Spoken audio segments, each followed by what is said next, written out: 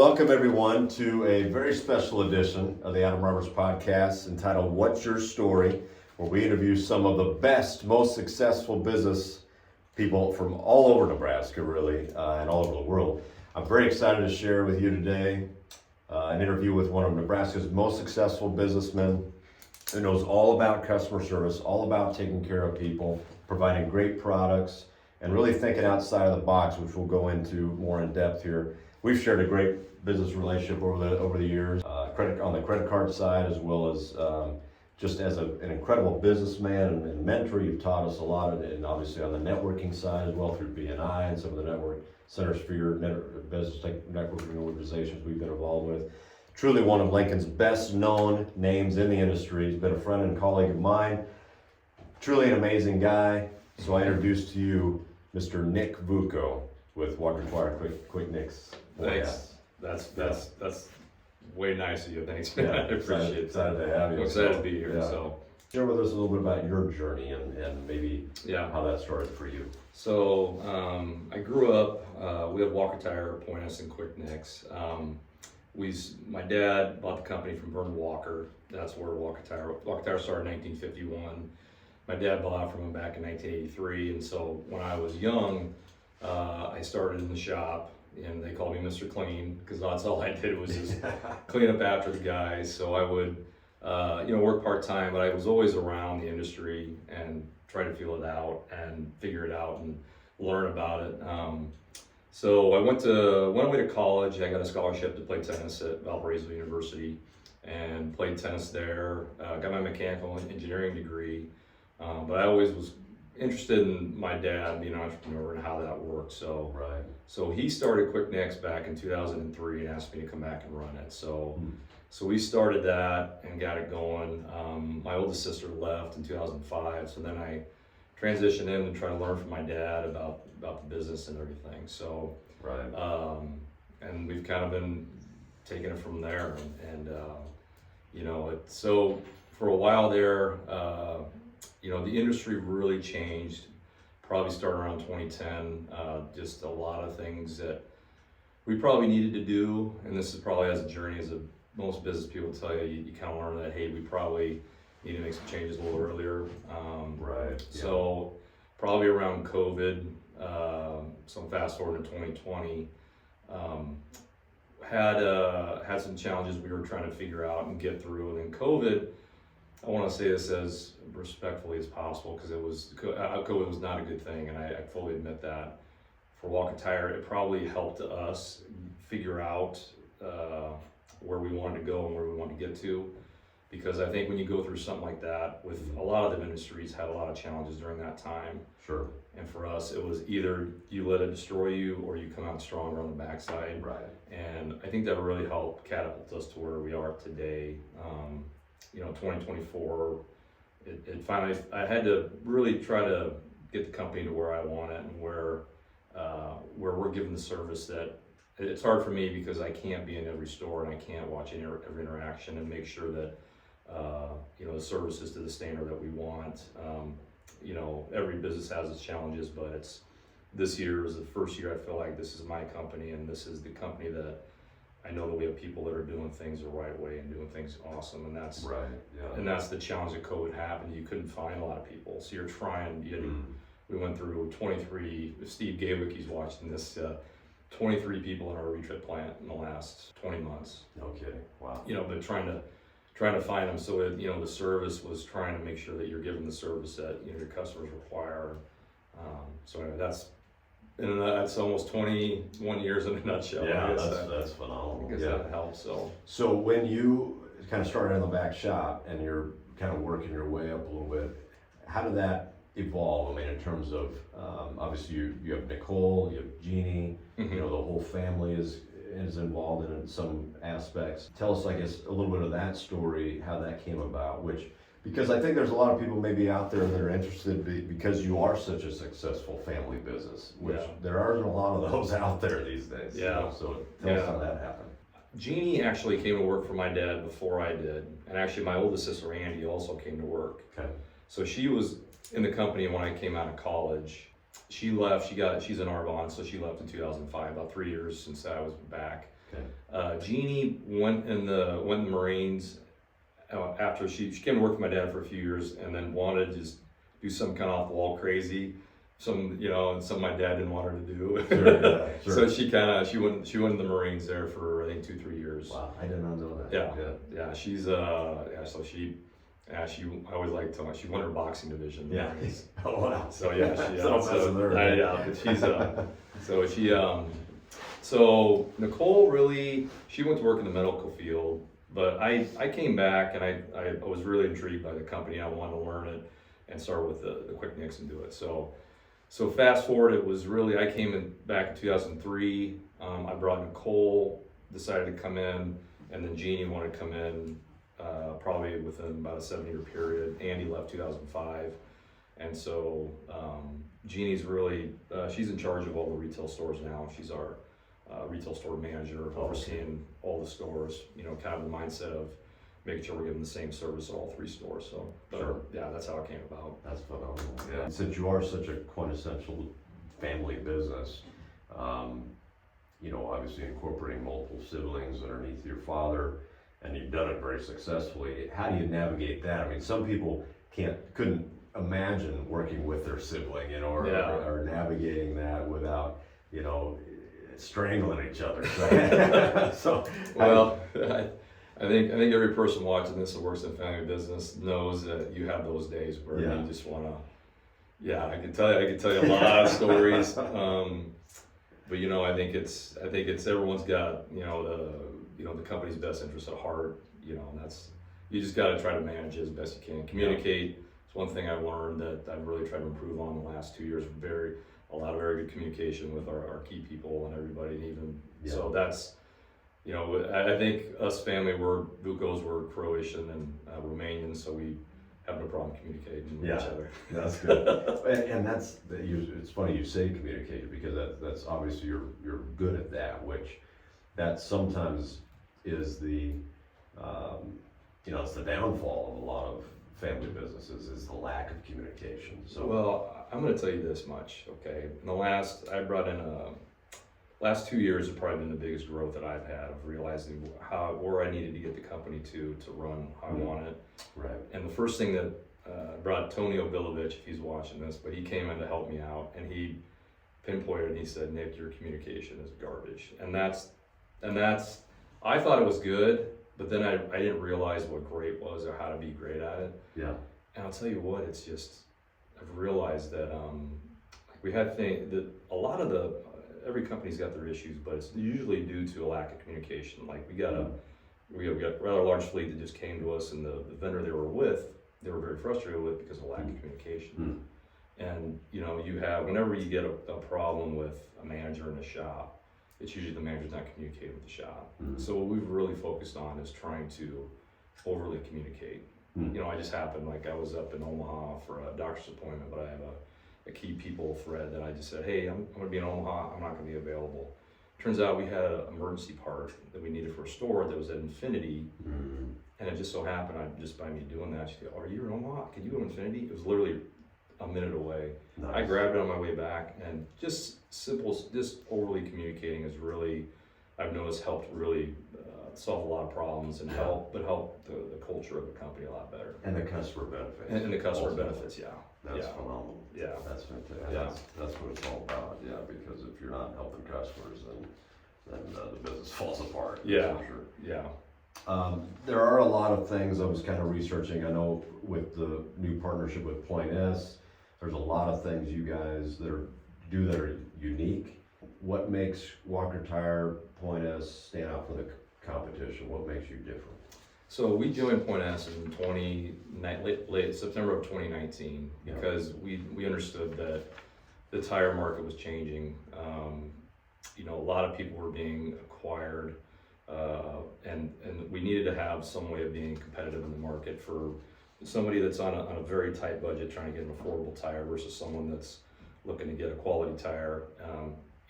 Having rebates on the backside, everything to benefit the customer, to benefit the shop and the marketing side. So, so Walker Tire Point S, what we have is we're competitive with anybody in the market on the entry level, all the way down the line. But we have the best warranty in the market. So we have a 4-year road hazard warranty. It's actually lower than one of our competitors, but it's a free replacement and a 3/32 of tread. Okay. We're also the only company that has an all-wheel drive warranty. So anybody watching that's had an all-wheel drive car, if you need 4 tires, let's say you're halfway through the tread and you ruin 1 tire, you have to put all 4 on. It's a very unpleasant conversation when some people don't know about that. You say, hey, I got a flat tire, and they come to get a flat, nails through the sidewall. Hey, I'm sorry, Mr. Steve, that you're gonna need 4 tires. And they're just like, oh my gosh. Wow. So what we have is that, and it's basically like purchasing an extra tire, is that when you get the set of tires, you pay for an extra tire, and you get down to 3/32 of tread, basically the life of the tire. You get all 4 tires replaced for free, and all 4 installations for free, which is usually at least $1,000 value.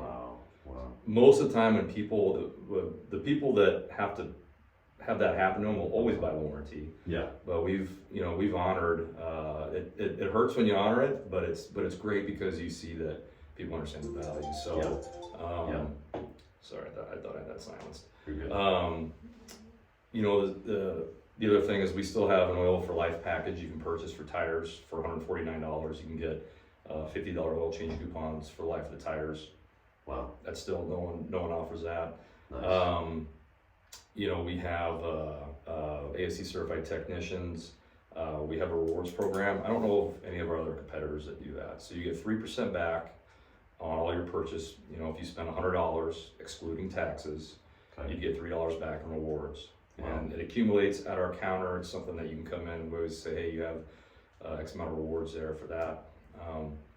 But the other thing is, Point S's motto is no stress with Point S, and that's something that we're really focused on. Is trying to, if someone's got a flat repair, we get them in that day. And during COVID, we kind of fell away from that just because we didn't have the staff. But if you have a flat, we understand that's a vitally important time. We got to get you in and out that day, and the staff kind of knows that. So that's right.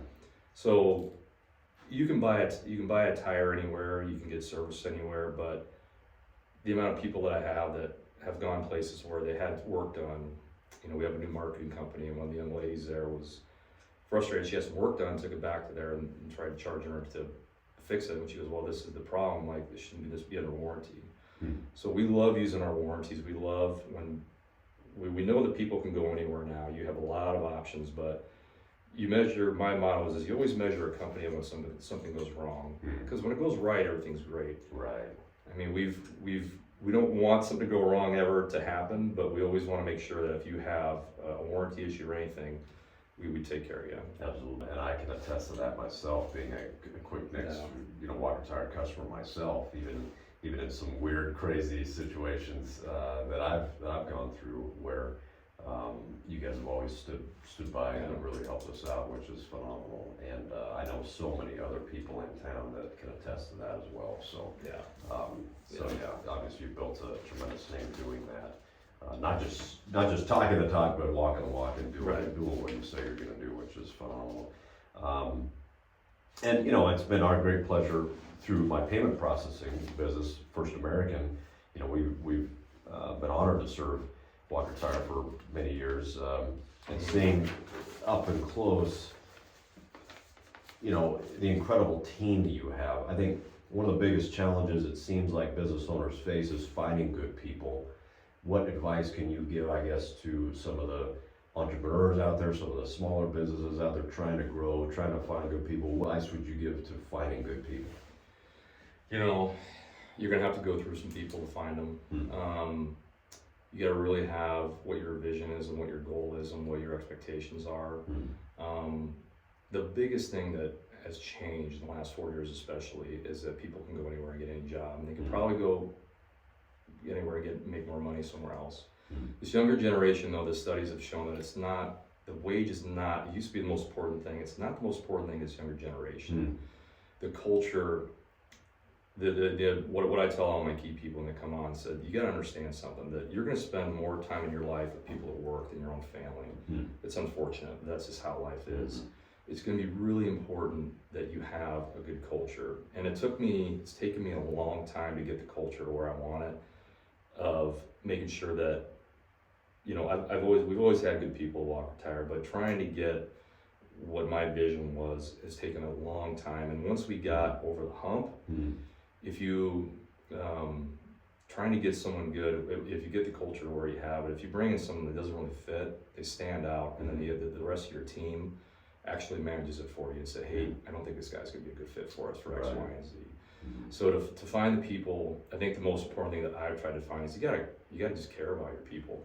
And that's really, I mean, it's not, and you gotta do it, you gotta hold them, you gotta walk that fine line of caring for them, but also making sure that they're meeting the expectations that you set. Sometimes I tried to overcare too much, but I had to make sure that, hey, these are the standards we need, we gotta make sure we do it. Right. And now that I've got everyone, I feel like this year I've got everyone now pulling in the same direction, everyone all the way down top to bottom, like the best culture we've had. That's phenomenal. But it's really starts with, you gotta just care about them. Yeah. Like I had one of my techs, so I make a point of walking around each shop, and you know, I've got a Marine that works at Pioneer, I got the next Army guy that works downtown, and you know, and I know I've gotten to know him personally and everything, but just walking around as an owner, so I call it, well, Tony calls it, Tony's watching, walk the beat, is I always go around every day and I just try to just talk to him, say, hey, what's going on in your life? And it wasn't until one of the guys said, you know, he goes, I've never had one boss that came around and asked me, like, how my day's going. He goes, I can't tell you, like, he literally pointed it out to me, and then I realized how important that was to just get to know them. Absolutely. And so that's just, it really just comes down to, hey, find a good team of people you like, make sure you clearly lay out what you want from them, and, you know, I'm a big team guy, I like being part of a team, you know, I played competitive sports forever, and that's always something I've always enjoyed, so. Absolutely. Well, and you think about it in this day and age especially, you know, people don't, you know, how often does someone ask you literally to your face, how are you doing? You know, what can I do for you? You know, and that's huge. That's something that we've tried to incorporate as well at First American and even in the rental, Robert's Properties business, which is huge because people don't care what you know until they know that you care. Exactly. And that's huge. That's phenomenal. What's one of your biggest success stories Walker Tire Point has maybe some people don't know about you guys? Well, I'm gonna give a shout out to Faye Capke. Okay. He's probably isn't gonna watch this, but we have the oldest tire technician in the world. Wow. That works for us. I think Faye is 83 right now. Is that right? And he's been, and I may be off, I think he's 83 or 84. Steve calls him the Grand Poobah. But we have a few guys that we used to work for us that also worked for us a very long time. Rob and Mark, and but Faye is one of the oldest. There was an article that came out in maybe 2012, 2014. They found the oldest tire technician in the world in the United Kingdom, and he'd been working on tires for like 51 years. Wow. And I started looking at Faye's start date, and he was at 50 years, and that was like 10 years ago. Oh my God. And so Steve has done an amazing job. Just, hey, do you want to work? I mean, he's been working for us since I think he's worked for us almost 58 years, 59 years. Right? Wow. So, yeah, he's an amazing guy. So that's probably the coolest story we have. I mean, we've been around long enough. We brought Michelin tires to Lincoln. We brought Bridgestone to Lincoln. We brought Toyo, Hercules. My dad and his team had done a really good job of developing the retread plant that we had here, helping bring a lot of tires. So we brought Nokia in first winter. He found Nokia in 2002. Still, that's one tire my wife will always drive on with the kids. Those tires are great. Yeah. I think I've had those too. They are really good tires. Yeah, the winter tires are amazing. So Nokia designed the first winter tire back in 1918 or something like that, and so they re-engineered it. They were the first ones to make the all-weather tire. So but Quick Nick's won the national award in 2003 for best looking boot shop, so that was pretty cool. No kidding. Yeah. Anything else? Quick Nick is actually my grandpa. Okay. And that's him when he's my age, 45. Okay. So if you see that picture, that's him. And so you're the third Nick in a row. Third Nick, yeah. Wow. Yeah. Phenomenal. So I have my oldest boy's Nick, and then my second boy's Johnny and Christian. So I'm like, hopefully they don't have like, Yeah. hey, why don't you name me Nick, Dad? Like I'm not good enough. Right. So So now you got 4 Nicks. Yeah. That's Yeah. phenomenal. And maybe that leads into the next question, which I was going to ask you. What are you most proud of? I can imagine that it has something to do with those little ones. isn't that, it's every guy though, right? Yeah. I mean, you know, I've done, I've done, you know, everyone's done a lot of cool things in life. I feel I've done a lot of cool things in some competitive sports and a lot of things, but yeah, I'm definitely, mostly I'm proud of is my kiddos. Those are, my wife, she does a great job, and yeah, I'm just always excited to see what they're doing and where they're going and what they've done, so. As you were building Walker Tire Point S, I mean, obviously you've reached a level now that you've always tried to attain. There were times where maybe you hit some low points, you know, tell us about that, you know, maybe some times you didn't think you were gonna make it, or even, you know, challenges you had to battle through. Can you tell us about that, and how did you get through it? How did you fight through those challenges, and how did it result? Boy, I mean, I'm sure every owner could talk about challenges. The hardest part that I had to learn about the company is that if you're ever to sell your company, and if you can't, if you leave the company and it falls apart, then your company's not worth anything. And that was the hardest part with my dad. Was my dad was so ingrained in the company that we really didn't have any policies, procedures. Everything was in his brain, and I had to try to learn that. Right. And that was the hardest thing to learn. So and then when I stepped out, you know, I didn't really understand the commercial side. That was a really big challenge. And then I also learned that hard lesson when I stepped out of Quick Nicks and I lost my manager of 10 years. And, you know, it's trying to make sure that I was communicating as best I could. It all came down to the biggest problem that we had was the communication wasn't as good as it should have been. So what you have to do is you have to, you know, to run a business, you got to really be resilient. You got to dig in. You know that. You have to. Luckily with engineering, what it taught me was there's problems, facts, solutions. What's the problem? What do I know? What's my solution that I'm going to do? You know, the big thing that happened there was that I realized I needed to get people that I wanted that, you know, to take me. My dad had a group of guys, you know, Mark McGinnis, Rob Barlow, Mark Colburn, Faye Cappy, Glenn Jones, all these guys around my dad. I needed to start to cultivate and get my generation of guys. And the problem was I realized I had one. His name was Alex Kuma downtown. I don't know if you remember Alex. I do remember Alex. Yeah, great kid, man. And I'm like, I only got one guy. Like, all these guys, like, where's my guy? I'm gonna start building my team. Right. And that's where I think that started to happen. I forgot Mel Ryan, throw Mel Ryan in there. But I needed to get, it started around COVID. We started to really figure out I needed to get the next management team in our truck center, commercial truck center. That's where we just tried to I had to really solve the problems. What were the issues we were facing? There's some days every owner, I mean, you like, have I felt like are we gonna make it? Like, I don't know. And you know, it's, you just gotta try to regroup and just work the problem. What's the problem? What's my solution? How do I solve this? And you just gotta so what I tell my team now is that our big thing that we say is get 1% of it every day. You're not gonna solve everything overnight. You know, I think we're close where we wanna be, but I think that, you know, our goal is to be the best tire company in town, and that's something we're always striving for. So we're always trying to analyze where we're weak at and what we need to improve on. And that's what's great is that our communication is much better now that we're really solving problems very quickly and trying to figure it out. So, but as an owner, if you're starting a business, you know, you gotta make it's gotta be a lot of sacrifices, and you gotta just if you want it, you just gotta keep grinding and working towards it. Absolutely. So that's phenomenal. So think about, I guess, maybe the business owner out there who's kind of a one-man show, right? Yeah. And he's, you know, he's the mechanic, he's the bookkeeper, he's the you know, customer service guy, he's everything. What advice do you have for that guy to try to break out? You know, because I know I don't know what the number is, 60% of all businesses fail within Yeah, the it's first really several high. years, right? Right. You know, what advice do you have for that guy on how to scale, how to get to the next level? Oh, you know, when you're a one-man show, utmost respect for those guys when you start out. I mean, I didn't have to go through that. Yeah. You know, I mean, but Yeah. that's what I've kind of learned is that as your business grows, if he's doing a really good job, the business grows.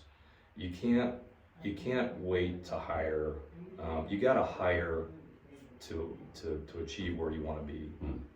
You know, because there's only, you know, one of my mentors kind of taught me, you know, a tech, no matter how hard you try, no matter how much you do, there's only so much you can do in a day. Right. And so that's when we regrew our commercial truck center and said we hired guys when I didn't think we could afford them. Like I'm like, okay, we have our metrics that we follow, and then all of a sudden it business grew and we kept growing.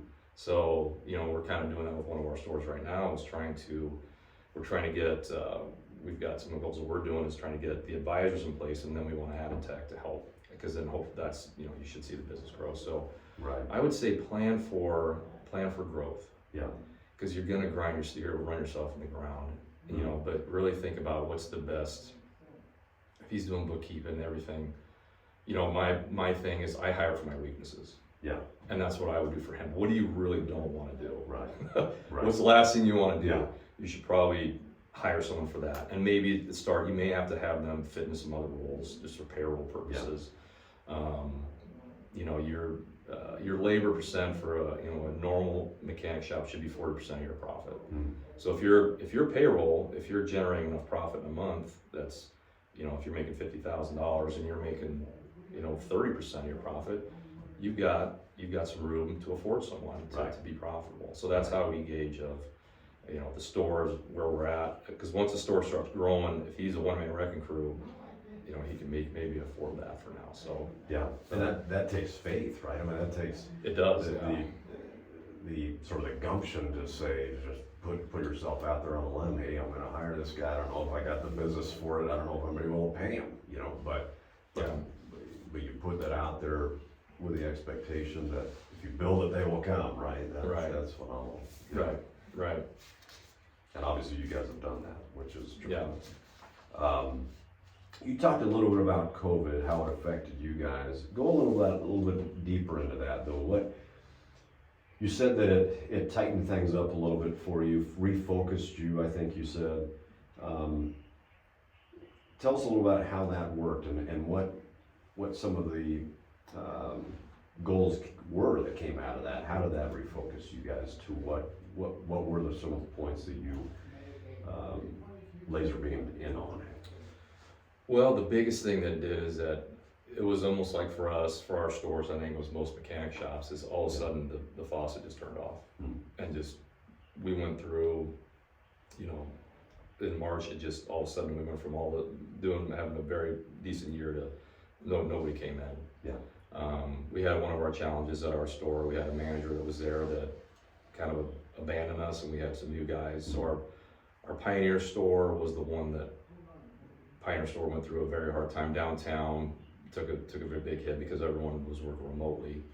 So I think the big change that it did is it helped a lot of our key people now grow a lot. My sister Jeannie, she really grew tremendously out of COVID because number one, she lost a manager, lost a tech, and then forced her to either adapt or grow, either get destroyed or grow. And she really came out on the backside very a completely different person. So that's probably the one person I give a lot of credit to, and you know, that's her resiliency is trying to do that. So that's why I've moved her in charge of all the retail stores now, just because of what she's kind of accomplished from them. But yeah, it was just a challenge for everybody of trying to figure out, number one, how do we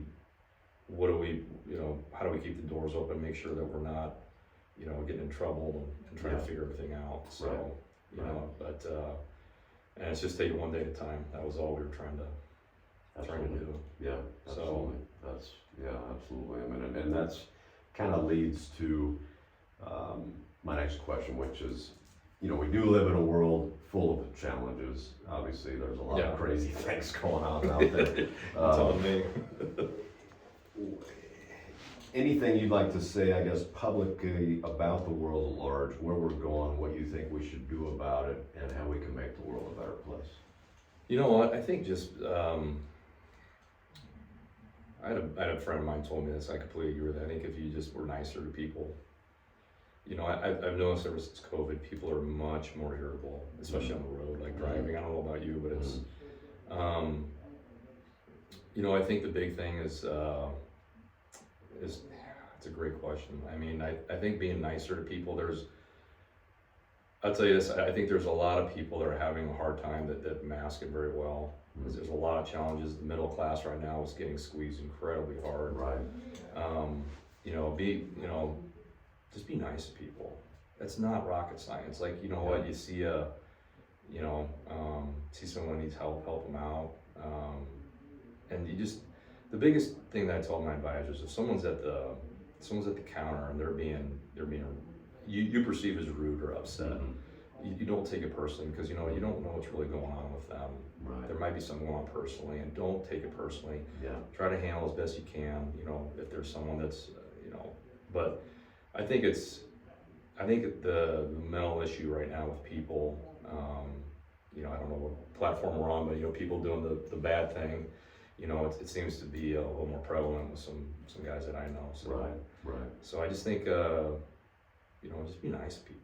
I don't think it's gonna, and just communicate with people, and I think that even at like going to restaurants, like being in the service business, I understand these restaurants are going through. Right. I go in there and I went to a Ruby Tuesday, and this lady brought me, I think I had my sides were mashed potatoes and something else, and she brought me corn and green beans, and I'm like, and I was gonna say something, I'm like, you know what, it's corn and green beans and vegetables, might as well eat it. Might be good. But but I could tell that she was trying to do the best she can. Right. Now, part of me is like, I need to let the owner know, hey, maybe she got the order wrong. But that was actually during the COVID time. But it's just have a little compassion for people. Grace. And just grace, and just try to. I'm a Christian, I'm a Catholic, and I try to really live that, and try to be nice to people. Absolutely. Yeah, I've seen you at church, I think, a couple times too, and it's phenomenal. I was just at a business fair yesterday, and at the table across from us, the first American table that we had, there was another table with a guy just selling shirts that said, "Kindness destroys hate." Yeah. And I bought one. I was like, I gotta get one of these. This is, because it's so true. We do live in a world that's becoming, and I think that's one thing about social media that has really been sort of a side effect that's been detrimental to society, which is, we can hide behind our screens, we can hide behind our phones a little bit and just take shots of people, or even, our feeds automatically populate things on the phone or in our screens that are things that we like, right? Yeah. Things that we agree with. Yeah. And so we don't really hear the other side. We don't have that, cordial discussion where we can, politely disagree on things. And I see where you're going. So, and that's something that I'm glad you brought up, because that's what I really think that. I think that also the issue is with the hate in the country of the two sides that are pushing against each other. I think that if you actually had a conversation, I think that you'd find that we actually agree on what the problem is. But I think, because I've actually tried to do this, I've always tried to take an analytical approach and try to, look at both sides and try to make sure I'm not understanding and not get swayed one way. But I found with one of my friends that we actually agreed on the problem. Oh, okay. But we just didn't agree on the solution. Right. And it's like, so really, if you look at it, we both agree. Yeah. But we just don't agree on how to fix it. And that's where, I think really trying to do trying to understand the world. The world's gotten pretty crazy, and I don't know if this would, what's out there of what you read sometimes, whether it's true or not. So I try to look at sources and try to make sure, like, hey, I try to look at both sides and try to understand what they're trying to do. But but if you sit down and actually just could communicate with someone you disagree with, I think if we could do that more, it would help a lot. Absolutely. And just be respectful about it. Yeah. Absolutely. So I think people just listen to the other side Yeah. and try to take in what the other person's trying to say rather than immediately demonizing people. That gets us nowhere. Yeah, absolutely. Yeah. One other thing, I know one other thing that we share, both you and I are, I've got a whole list of other questions here too, but, one thing that we do share is on the fitness level. I showed you kind of my transformation. And, Yeah, you've done a good job. Although I need to get back into it, since I got engaged, things have been a little chaotic trying to get ready for a wedding and whatnot. But I know fitness has played a big part in your life, and we talked a little bit about your journey and some of the 7-day fast that you've gone through. Yeah. Tell us about that. How did that come about, and I guess what prompted you to get involved in that? So I mean, I played tennis in college. I've always been. I told my wife it's a joke. I'm a dog. Yeah. I need to chase a ball. It's either basketball, tennis, golf. But I've always loved sports. They always came very natural to me. But so I've been trying to really focus on my health because I got my kids now. I mean, I'm gonna be Christian's 5. I'm gonna be 60 at high school graduation. I'm like, I'd like to be around for a while and try to stay active. So I've really started the last few years getting into yoga. I always seem to get injured, even though my buddy Mike never stretches a day in his life and he hardly ever gets injured. Man. But I've gotten into yoga and stretching, and so as I've gotten older, I realized I have to stretch. But my wife was all into the fasting thing, so I didn't even really seek this out. As she started talking to me about it. So fasting has always been around. It's not really talked about because there's no money to be made in it. Yeah. No one's profiting off of it. But our bodies have been accustomed to going without food for thousands of years. Wow. Because you think about it, 500 years ago, you didn't eat unless you killed something. That's true. Wow, that's true. So I mean, you didn't have your cereal in the morning. You weren't eating 3 days. That's in the last 50 years it really started that. Wow. And that's so our bodies are accustomed to doing it. So there's a doctor, and I don't want to mispronounce his name. I feel bad doing it. Dr. Prod. I'll have to look it up here. But he really kind of changed my trajectory and of what. I'll have to find his name. I'll get to you. But my wife had me listen to the video, and he talked about the benefits of fasting. And I'm like, so I started intermittent fasting about probably 3 years ago. So I'd eat once a day. I'd also, maybe skip breakfast. Right. But she started talking about a 7-day water fast. I'm like, 7 days of water, no food? I'm like, no way. Yeah. And he's actually a doctor that's got the data behind it of what it actually does to your body. And some of the benefits was weight loss. It wasn't really for weight loss, but after 3 days, most people think that it will eat your muscle. It's not true. The reason it's called fat is because it's stored energy. Okay. And so your body, if you go into ketosis, you burn fat. Okay. So I did a 7-day water fast with salt only, and I lost 15 pounds. I thought it was mostly water weight, so I thought I'd put on 10 more pounds. It really changed my eating habits, but I lost, right now I'm 188, I was 202 when I started. Wow. And that's been a month and a half. But weight loss is one thing, but I also wanted to, it's a way to reset your body and to really, it's like resetting your computer, hitting the power off button, but your body quits digesting food because all we do is feed it, and it's just continue working. It allows it to go in and fix things internally.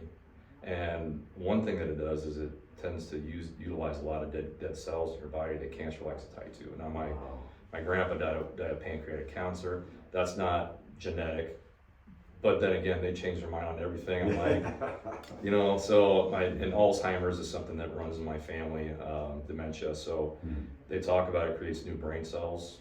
The amount of stem cells your body releases or creates. I'm not a doctor. I'm not giving any medical advice, but I'm just telling you the research I've done. But the amount of stem cells that it releases is human growth hormone is astronomical. I mean, you pay off the charts. So I was listening to my wife, and I'm like, really? I'm like, if you do that, I'm like, you got to be hungry. And then he's talking, no, you're not going to be hungry. So I had intermittent fasted for a while, and then I actually did the 1-day fast. I didn't really go into it thinking I was going to do a 7-day, but I tried it. First day went okay. Second day went okay. Third day I got, I was getting a little hungry, but it's not, the hunger comes and goes. Yeah. It's not, everyone thinks that you're gonna shrivel up and die. Like, you're actually not. I actually went to work. I had some very, very mild headaches, but you have to drink a ton of water. So Okay. half your body weight in ounces. So I was 200 pounds when I started, so I drank 100 ounces of water a day. Wow. And then I took Himalayan salt just to give some, I think it's fiber or sodium to my. You mix that into the water? Well, I did, but it would Okay. sit on the bottom. Oh, okay. Because anytime I was getting tired, or if I didn't, I would actually put the salt in my mouth and drink the then- water, and then that way it's just put a pinch in. Yeah. Do it. Then it's, There's also a fast where you can also technically they say you should be taking like a magnesium supplement, a potassium supplement, just to try to some of the nutrients your body needs to function. Sure, okay. That won't cause a fast. You can also eat a bone broth that won't break your fast, but. Yeah, I had some very mild headaches, a little tired, but I had never gone that long without eating. But it was weird. I drank water and literally I'd have to go to the bathroom right after, like immediately. It was almost like it just came right out. But normally days 4 through 7, you should be feeling amazing and working out. I was very tired, so what I've tried to research is that maybe I've been eating like crap a long time. I love chocolate. I love candy. I mean, so. I go to the movies. And Oh, I know. Give me a bag of Flips pretzels and that bag's Achilles heel. They're like me. Yeah. So. That's my one splurge time. Yeah. So what I found was that your cells were actually and I maybe I'm not explaining this right, but they keep those they can store those toxins. And so what you do is it can help to break down those cells and get some of those toxins out. But if you do, so the one study the doctor said that if you do one 7-day water fast in your life, you're 70% less likely to get cancer. And that, Wow. But The rest of your life? Yeah. Wow. Yeah. So he's Dr. That's a great Pradip right there. Pradip Hamnadas. It's Jamnadas. And it's Pradip, I hope I'm pronouncing that correctly. It's Pradip. I'll put it down in the description. So Yeah, people yeah, can see that. yeah. If you can do that. So, Okay. he's got an hour and a half video, and that one is the one that really stuck out. Dr. Jung for the, I'm gonna pull him up for you here. For the fasting, he's kind of the godfather of fasting. Carl Jung? Not Carl. Okay. But he really was. He kind of helped me with what to eat. Okay. When I was coming back, the fasting doctor. So let me set what. Yeah, I can't remember his name. We'll look it up. Yeah, we'll look it up. But anyway, so. But no, for me, I'm really. My journey, I'm trying to really take care of myself. I got my tonsils out when I had sleep apnea. Wow. And she said, well, you get a CPAP or get your tonsils out because my tonsils were big and I had my uvula elongated. She goes, well, we can trim the uvula up and get your tonsils out. I'm like, well, let's do that. She goes, I'm just gonna let you know, it is incredibly painful. Oh, She goes, I've seen grown men drool on the floor. Wow. So I did that to help my sleeping. I've tried to go to yoga. I've tried to, now I'm working on my diet. So I'm trying to just do whatever I can to try to make sure that I can, because I like playing with my kids. I'm like, I don't want to be the old man that can't get up and can't play with the grandkids or anything. Right. So, Wow. So Well, and maybe at age 70 or 80, when people are getting cancer, a lot of people maybe you'll just be going until 120. Why did we do a 7 Why water did we do a fast? 7-day water? Well, it's been an honor to sit down with Nick Vuko, ladies and gentlemen, with Walker Tire Quick Nicks. Definitely go see him if you're in town, if you're in the Nebraska, Lincoln area. This is the best right here. So go see Walker Tire at Point S. Thanks, These Simon. guys are great. Thanks so Appreciate much it, for man. coming on. So Okay. great to have you. All right. Yeah. Thanks for watching, guys. My first podcast.